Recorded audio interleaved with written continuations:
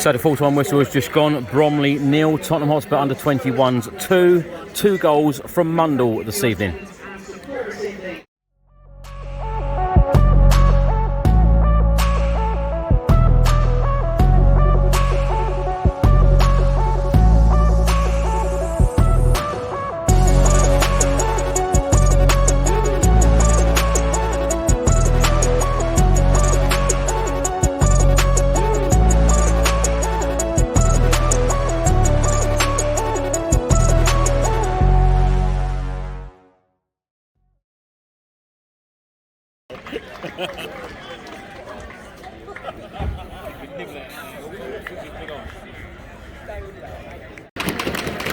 So the 4-1 whistle has just gone. Bromley 0, Tottenham Hotspur under 21s 2. 2 goals from Mundell this evening.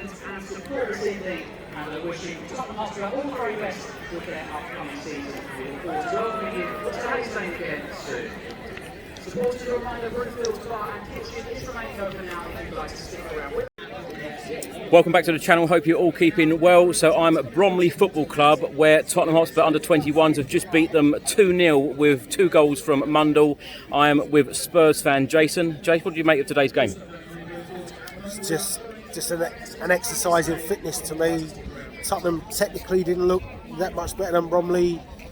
Probably physically you'd expect to be stronger, and it was a win, but nothing to be too excited about, if I'm honest.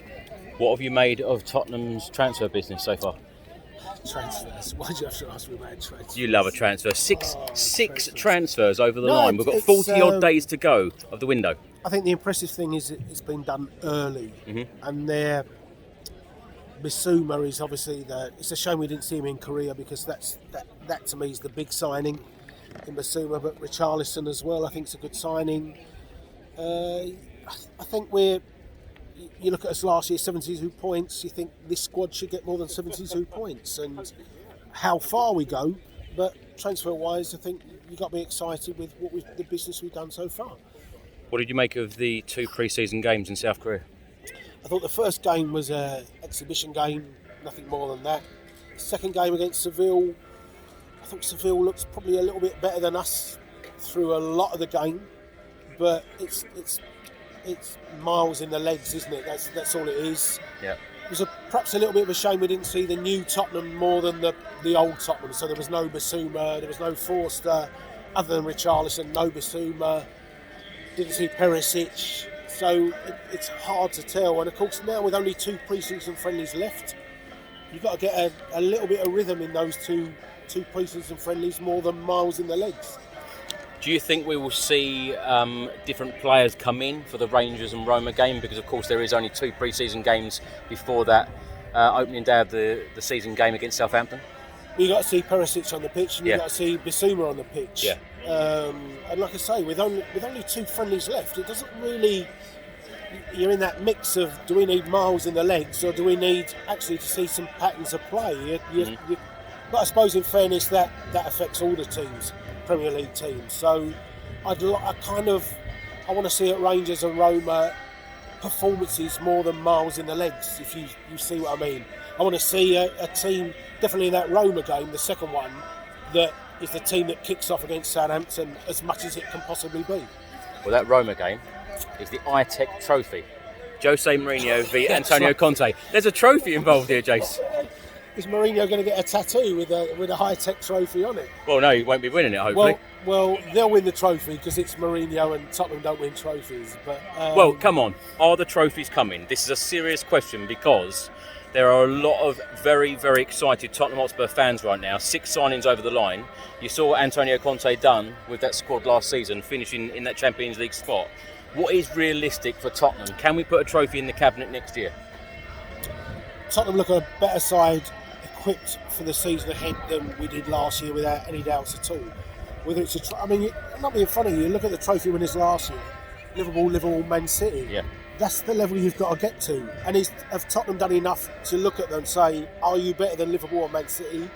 I don't think we have. Well, in your opinion, I think maybe the one trophy where I think you might see a surprise is the Carabao Cup. Because of the schedule. World Cup final Sunday, quarterfinals Tuesday. That's nuts. And if you would expect, if you looked at the last World Cup, Tottenham had 9 players in the last weekend. None of them would play a Cowlin Cup or a Carabao Cup quarter-final. Yeah. So I kind of think the surprise might be in that, where you might see a Palace or a Brighton or a Southampton that takes their competition seriously. Yeah. They might actually end up going all the way in that. But I think Tottenham's best hope will be an FA Cup. Realistically, what do Tottenham Hotspur need to really compete with the likes of Liverpool, Manchester City? Are we far away? I think we're closer than we were last year. I don't think City are coming back.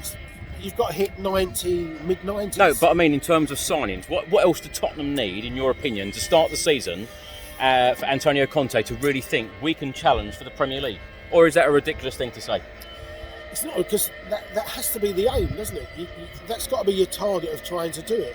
And I think that's what Conte wants to do. Like I say, I look at our squad now, it's a much better squad than last year. Yeah. You can get to mid-80s. Mid-80s isn't enough. You've got to get mid-90s. That's incredibly hard to do. I look at, say, I think the first part of the season is 16 games. Yeah. I think you've got to win 13 of those 16 games if you want to be in the title mix. And I look and think those first 16 games, Chelsea away, Man United away, Man City away, we've got a lot of bigger. Can Tottenham really win 13 of those first 16 games? Incredibly difficult. So, but I look at us and I think, as a supporter, would you taking Chelsea down and finishing 86? If I said to you now, do you want 86 points and third? I want a trophy, Jace. I know, but in terms of the Premier League, if you said to me, we'll finish third with 86 points, 85, 86 points, to me that's big progress on what we had this year, but it won't be enough to win the Premier League. I feel like progress would be to finish in the top 4 again and win a trophy. I think you've got to close that gap to be If we finished 4th next year, 25 points behind, that's not progress. If we finished 3rd, 12 points behind, that's progress. Yeah, and a trophy. But winning it. But as I said last year, Liverpool won the 2 cups. They played Chelsea in both the finals. The top 3 was City, Chelsea, Liverpool. That's what you've got to do. Can we get in front of Chelsea? You look at Chelsea's squad today, we can get in front of Chelsea. Yeah. But whether Chelsea's squad today is what Chelsea's squad that kicks off the season, I don't know. There's such a good feeling though, Jason, at the moment, isn't there? No, the real positivity going through everyone. But I look at the top 6 in general. Surely Manchester United have got to be better than 58 points. Surely.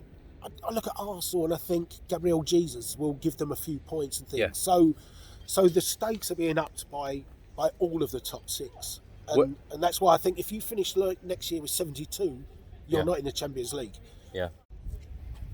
Jace, a lot of Tottenham Hotspur fans are talking about they want a creative midfielder within this squad. Where does he fit into Antonio Conte's system? Well, that's the thing. I can't see in Conte's system with the 2 wing backs, the creativity's got to come from there. I don't see the 2 central players as doing that. He wants that firm base. Maddison, to me, is going to cost you 70 million. Leicester don't negotiate on fees. You saw that with Maguire, you saw it with Riyad Mahrez.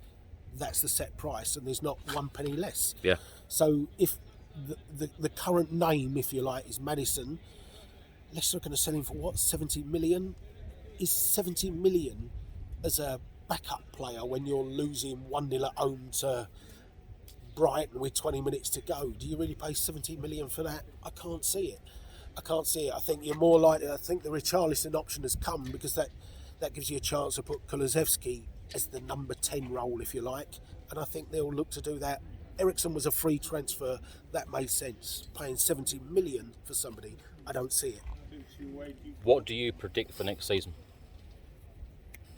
I think Premier League-wise, we'll finish 3rd.